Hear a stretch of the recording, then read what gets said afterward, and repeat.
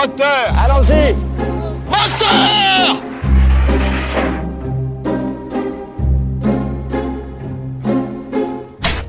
Rebonjour, vous avez promis qu'on parlait de Todd Haynes, eh bien voilà, donc si vous avez écouté lundi, je vous ai parlé un peu plus de qui il était, et surtout d'un film, j'ai mis un peu l'accent sur Carol, parce que je sais que c'est un film qui a beaucoup plu, et donc vraisemblablement beaucoup de mes auditeurs ont dû le voir, et là je vous parle de May December, que vous pouvez voir encore en salle. Alors, il est vrai, il faut quand même que je vous prévienne, si vous ne l'avez pas vu, il y a une musique qui va vous étonner, peut-être même un peu vous irriter, je vous l'accorde, parce que c'est cette fameuse musique qui avait été écrite initialement par Michel Legrand et qui avait été faite pour Le Messager, un film de Joseph Losey, dont je vous ai parlé d'ailleurs il n'y a pas longtemps. C'était un film de 1971 que j'ai fait venir à l'Université du Tiers-Temps et qui a été projeté en projection unique au Diagonale. Et donc, c'est vrai que c'est la même musique. Et puis en plus, bon, c'est vrai qu'elle est connue surtout pour Faites entrer l'accusé. Là, c'était cette émission à la télé où il y avait un type qui nous racontait des salades sur des accusés. Enfin bon, j'ai pas vu l'émission, alors donc je peux pas en parler. Bon, bref. Alors, c'est vrai que c'est ça, ça commence comme ça. Moi, elle ne m'a pas dérangée parce que elle m'a étonnée, évidemment, parce que je ne le savais pas. Je pouvais pas deviner qu'à May December, j'allais retrouver cette musique. Mais ça m'a pas étonné parce que je me suis dit, au fond, on peut très bien rapprocher ces deux films. Je parle du Messager de Joseph Losey. On peut rapprocher ces deux films avec May December sur plein de points. Tout d'abord, Todd Haynes comme Losey sont obsédés par les rapports humains et j'avais dû évoquer vraisemblablement Scott Fitzgerald parce que c'est un peu aussi le même esprit. Lui disait, Fitzgerald, toute vie est processus de démolition. Ça, c'est intéressant parce que c'est pas faux. Et voilà. Et donc, dans ce film, et d'ailleurs, quand on se souvient des derniers mots du film Le Messager de Losey, les derniers mots, c'est « Le passé est une terre étrangère ». Souvenez-vous, c'est l'histoire d'un gamin qui est pris au piège d'une jeune femme qui trompe son mari et elle prend ce jeune garçon tout jeune comme un messager. C'est lui qui porte les billets alors qu'il est fou. Il accepte parce c'est un enfant qui est très amoureux évidemment de cette dame et qui faute. Et donc après, quand il revient, la dernière phrase « Le passé est une terre étrangère », c'est parce qu'il a vieilli et il pense que peut-être il n'aurait pas refait la même chose. Voilà. Donc voilà, c'est juste pour vous resituer le film. Oui, le passé est une terre étrangère. Je trouve que c'est tellement vrai. Certes. Alors, évidemment, on va pas comparer, la comparaison s'arrête là, parce que Joseph Losey et Todd Haynes réalisent d'une façon très différente. Ici, May December, c'est une expression, alors ça vous le savez peut-être, hein, quand il a été interviewé à Cannes, on lui a demandé pourquoi May December. C'est une expression anglaise qui dit quand il y a une différence d'âge entre le mari et la femme, ou la femme et le mari, enfin peu importe. Et donc, d'ailleurs, il s'est amusé en disant que en France, on disait une Macron. Voilà, bon, c'est charmant, c'est bienveillant. C'est pas méchant, voilà. Mais, au-delà de ça, il va pas nous raconter l'histoire de cette femme qui a 34 ans, qui tombe amoureuse de son gamin de 12 ans, avec qui elle fait un enfant, nanana, bon d'accord, ok. Ce qui est intéressant dans le film, c'est que Todd Haynes se focalise sur le regard des gens qui regardent cette histoire. Et il a fait en sorte, je vous en disais déjà un petit mot lundi, ceux qui vont juger, c'est les spectateurs, c'est les regardeurs. C'est eux qui vont comprendre et avoir un point de vue. Lui, il nous montre des choses comme ça, avec quelques signes, évidemment, mais bon. Donc le récit est très subtil. Et c'est un peu compliqué d'ailleurs à en parler parce que c'est un film qui est construit à plusieurs tiroirs. D'abord, je trouve qu'il ne ménage pas vraiment les deux femmes.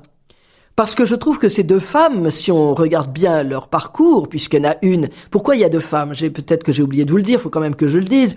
Ça commence comme ça, Nathalie Portman est une comédienne qui va jouer dans un film, et le film, c'est l'histoire de cette femme, Gracie, jouée par Julianne Moore, qui justement a aimé ce jeune garçon. Donc ça va être un film, une fiction, ou un biopic, si vous voulez, sur cette histoire-là.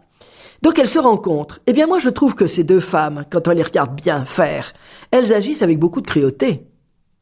Et je trouve que c'était intéressant parce que c'est osé aujourd'hui, je trouve que ça va un peu ça renverse un peu le discours actuel, et parce que dans cette histoire, Todd Haynes a le bon goût et l'intelligence de mêler avec talent l'humour et la tragédie.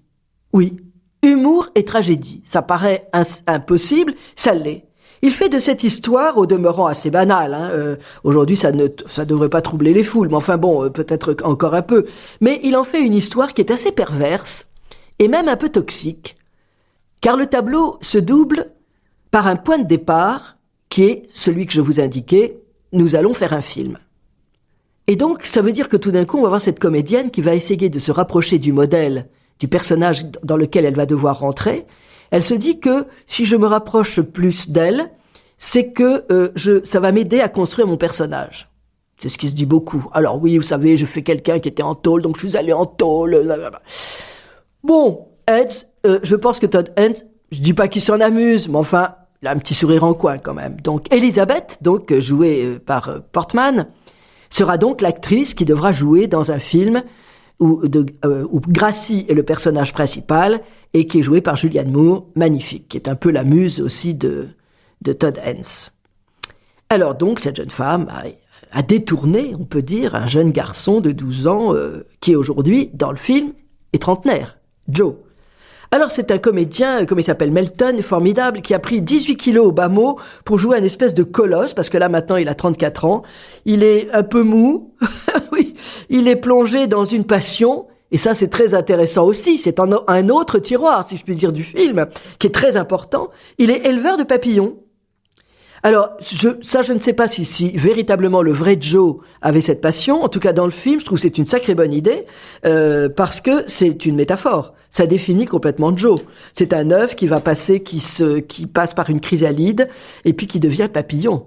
Et qu'est-ce qu'il fait, Joe, quand cet œuf a mûri, grandi, etc. Il prend ce papillon dans les mains, il ouvre la porte-fenêtre vitrée, et il donne la liberté à ce papillon. Alors si c'est une métaphore de lui, eh bien effectivement, à la fin du film, on peut se poser la question, et lui, Joe, est-ce qu'il va prendre cette liberté ? Qu'en sera-t-il de la sienne ? Est-ce qu'il va la prendre ou pas ? On ne sait pas. On ne sait pas. Bon, c'est vrai que dans la vraie histoire, je crois que ils ont été mariés 17 ans, et puis parce qu'elle a fait aussi, c'est là où on en a voulu, et où elle a fait quand même 17 ans de prison, Gracie, parce que non, elle a récidivé, c'est-à-dire après un premier enfant, ils ont fait encore des jumeaux, et il avait toujours 13 ans, quoi, voilà. Donc effectivement, voilà. Alors moi je suis pas bon, ça pourrait être une histoire qui pourrait être assez drôle, hein, mais enfin bon, c'est pas tout à fait le sujet.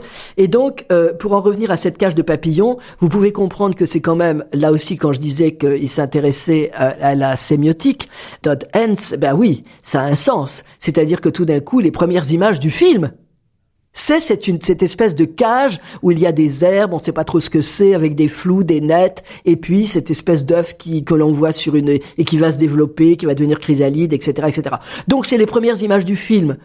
C'est certainement très important, évidemment. Et donc le deuxième tiroir, enfin des autres tiroirs, je disais, c'est le cinéma, qui est un peu épinglé. C'est pas nouveau, hein. Todd Haynes le fait assez facilement. On s'aperçoit qu'au fond, ce que je suggérais tout à l'heure, c'est pas parce que vous allez ressembler à un moment, elle dit, Elizabeth est devant Gracie, elle lui dit, dis-moi comment tu te maquilles. Et elle dit, ben non, je préférais que tu me maquilles, etc., etc. C'est pas parce que vous allez lui ressembler physiquement que vous allez être le personnage. Ça, c'est encore blablabla, blablabla.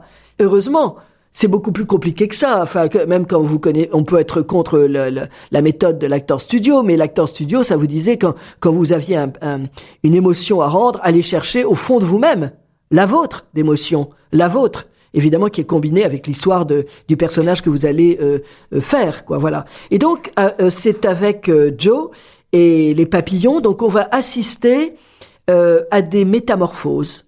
On assiste à des métamorphoses dans ce film. C'est ça le sujet du film. Et je dirais même qu'on peut assister aussi à des destructions. Il y a celle de Gracie. Est-ce que c'est voulu ou pas? Est-ce qu'elle en a été consciente ou pas? Elle a quand même un peu détruit l'enfance de Joe. Il y a des plans sur la fin où on s'aperçoit que quand il est avec ses enfants, il n'a pas eu d'enfance. Il s'est retrouvé à 13 ans ou à 14 ans, il était père de famille. Mais en même temps, quand on voit la fin du film, il regarde ses enfants qui sont en train de recevoir un diplôme parce ils vont devenir avocats. C'est pas des enfants, c'est presque des frères, quoi. Mais il y a à la fois une détresse et c'est quand même formidable. C'est quand même formidable. C'est pour ça qu'on ne juge pas. Vous allez juger avec vos propres sentiments. À un moment, il est avec son fils sur un toit. Ils ont l'habitude. Bon, lui, le gamin fume. Joe, il avait jamais fumé, donc il fume et il fait comme pour la première cigarette, il tousse. Et à un moment, comme il a toussé, que ça lui a monté un peu à la tête, il manque de tomber. Qui le rattrape? Son fils. C'est son fils qui le rattrape. Donc voilà, vous voyez, tout ça, c'est intéressant parce que justement, rien n'est dit, c'est complexe, c'est magnifique. Voilà. Puisque j'en reviens au cinéma, c'est là qu'on s'aperçoit aussi qu'il y a la dernière scène, une des dernières scènes du film, je crois que c'est même la dernière, on voit enfin une séquence du film qui est réalisée sur cette histoire. Donc avec Nathalie Portman, Elisabeth, qui est maintenant la comédienne, elle est maintenant devenue Gracie dans le film. Et elle a à côté d'elle un jeune garçon qui peut ressembler effectivement à Joe, puisqu'il y a eu un casting qui a été fait. Et alors, il y a une séquence, mais d'un ridicule achevé. Ils sont là, elle est en train de caresser un serpent, vous voyez ce que je veux dire? Enfin, je passerai sur le détail. Mais c'est d'un ridicule, et alors elle lui dit, tu as pas peur? Bon, non, mais franchement, ça pourrait être, c'est d'une vulgarité, mais comique, quoi. Si on n'avait pas vu avant la vraie histoire de Gracie, qui est plus complexe, presque plus dérangeante, parce que justement complexe, quoi. Eh bien, on comprendrait même pas. C'est pour vous dire, méfiez-vous des biopics. On va vous raconter l'histoire d'une femme qui a fait ceci ou cela. Méfiez-vous. On s'aperçoit que c'est cucul à pralinette. On ne peut jamais, imiter. C'est même pas imiter on peut toujours, mais on peut pas rentrer dans le personnage. Et à la fin de cette séquence, il y a prise 1, prise 2, prise 3, le réalisateur dit bon ok, pour moi c'est bon. Et la comédienne, Portman, jouée par Portman, donc Elisabeth, elle dit non, je voudrais encore une prise. Je sens que ça va être mieux. Ça veut dire que, alors moi, la première vision que j'ai eue de ce film, c'était à Cannes. Je me suis dit peut-être qu'elle a enfin compris quelque chose qui était profondément humain, c'est-à-dire que peut-être elle a compris comment on pouvait, à 34 ans, être amoureux ou amoureuse d'un garçon de 12 ans, je ne sais pas, mais rien n'est dit. Mais peut-être, on ne sait pas. Voilà, c'est ça moi qui m'intéresse. Alors évidemment, les gens qui aiment que les histoires soient racontées en long, en large et en travers, avec la conclusion et ce que nous devons penser, et le gros plan pour qu'on soit sûr que vous ayez bien tout compris, ça, ils vont passer peut-être à côté. Oui, je pense que dans ce film aussi, le passé est une terre étrangère, on n'y revient pas. Nous n'avons pas à juger, Todd Haynes ne juge pas, et ce film vient, en plus de ça, en plein débat, avec des sujets sur le consentement de la victime ou pas, donc tout ça, mais on le sent dans le film, mais rien n'est dit, il n'y a pas de réponse, ça n'a pas d'importance. Alors bon, je pourrais vous en parler pendant 1 heure, c'est évident, je vais pas le faire. Et alors je voudrais terminer peut-être avec quelque chose, parce que je vous en avais pas parlé. Quand je disais qu'il y a quelque chose d'un peu pervers, je vous en ai parlé au début, je voudrais pas vous choquer avec ça, mais c'est vrai que quand même, la comédienne, elle veut tellement rentrer dans le rôle de Gracie que elle invite même Joe, excusez-moi, je vais utiliser un mot un peu barbare, à la baiser. C'est comme une violence sexuelle quand même. Donc c'est pour ça, comme on en parle beaucoup actuellement, je trouve que c'est quand même intéressant. Alors, et d'ailleurs, c'est très très bien filmé parce que c'est filmé en plongée, il exécute. Il en a rien à foutre, il filme, donc c'est filmé. C'est une espèce, comme je vous l'ai dit, il a pris des kilos, tout ça, pour avoir l'air d'un gros type un peu balourd. C'est un mastodonte qui va écraser Elisabeth, littéralement. Mais lui aussi est effondré. Parce que c'est une saloperie. Parce que tout d'un coup, oui, c'est autre chose, quoi. Ça veut dire, elle lui dit d'ailleurs, j'ai l'âge que tu as. C'est pour dire aussi que Gracie est plus âgée. Et en même temps, on s'aperçoit que il s'est retrouvé nez à nez avec Elisabeth, c'est Gracie qui lui a dit tu devrais la raccompagner. Donc voilà, c'est dit sans être dit. Bon voilà, donc moi j'aime bien ça où justement on ne sait pas, tout est possible parce que la vie est très complexe. Et heureusement, quel bonheur. Bon alors la prochaine fois, je vous parlerai certainement je vous parlerai d'un film. Alors là. Prenez rendez-vous dès lundi prochain parce que là je vous parle d'un film assez remarquable que j'ai déjà vu à Cannes mais que je reverrai pour vous en reparler plus précisément. C'est un film de Jonathan Glazer, The Zone of Interest. À lundi.